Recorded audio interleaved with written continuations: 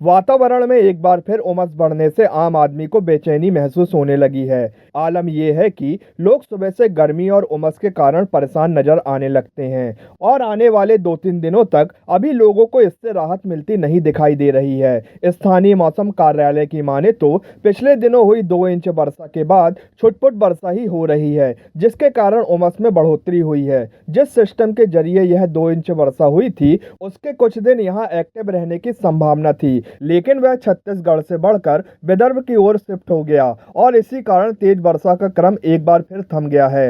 हालांकि उड़ीसा और बंगाल की खाड़ी में एक नया सिस्टम डेवलप हुआ है, जिसकी दस्तक 20 तारीख तक जिले में देने की संभावना है। मौसम कार्यालय प्रभारी डी.के. तिवारी के अनुसार यदि सिस्टम अच्छे से जिले में प्रभाव दिखा गया तो अगस्त में बारिश की जो कमी नजर आ रही है वह पूरी हो जाएगी। हालांकि इस वर्ष सत्र में अभी तक जो औसत वर्षा है वह सामान्य से ऊपर है, लेकिन पिछले साल और अगस्त के महीने में पिछड़ गई है। मौसम वैज्ञानिकों की माने तो सबसे ज्यादा बारिश अगस्त के महीने में ही दर्ज होती रही है, लेकिन अभी तक 18 तारीख होने के बावजूद मात्र 84.9 मिलीमीटर वर्षा दर्ज की गई है। अगस्त में यदि औसत वर्षा के आंकड़ों पर नजर डाली जाए तो अगस्त के महीने पर कुल 753 मिलीमीटर वर्षा होने का अनुमान रहता है, लेकिन इस वर्ष के काल में अभी तक वर्षा का आंकड़ा 853 के ऊपर पहुंच चुका है। इस लिहाज से करीब 100 मिलीमीटर वर्षा आगे हो चुकी है, लेकिन पिछले साल की तुलना और अगस्त के महीने में वर्षा का आंकड़ा अब तक पीछे चल रहा है